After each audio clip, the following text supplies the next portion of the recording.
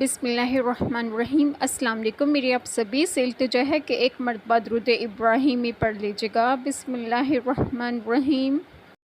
اللہم صلی علی محمد وعلی آل محمد کما صلیت علی ابراہیم وعلی آل ابراہیم انک حمید مجید۔ اللہم بارک علی محمد وعلی آل محمد کما بارکت علی ابراہیم وعلی آل ابراہیم انک حمید مجید۔ بسم اللہ الرحمن الرحیم۔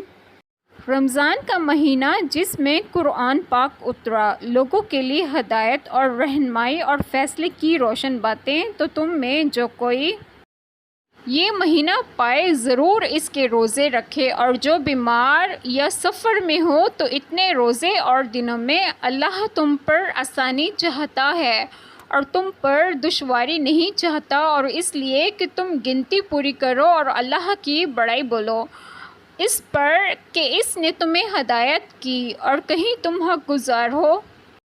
بسم اللہ الرحمن الرحیم۔ آج جو بات میں آپ لوگوں سے ڈسکس کروں گی وہ یہ ہے کہ اس کے معنی میں مفسرین کے چند اقوال ہیں۔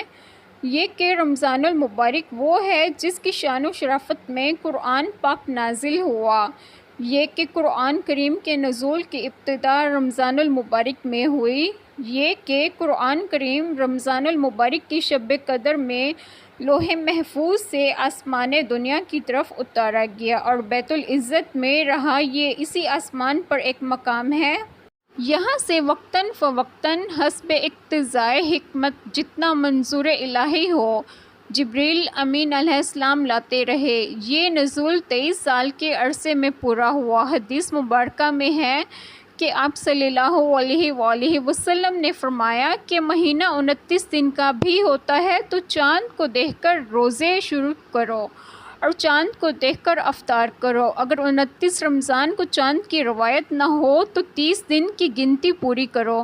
اللہ تعالی ہم سب کے تمام گناہوں کو معاف فرمائے اور ہمیں صراط مستقیم کی راہ پر گامزن کرے، اور آپ سب کو آپ کے گھروں میں خوش و خرم رکھیں اور صحت و تندرستگی بھی دیں۔ آمین۔ جزاک اللہ خیر۔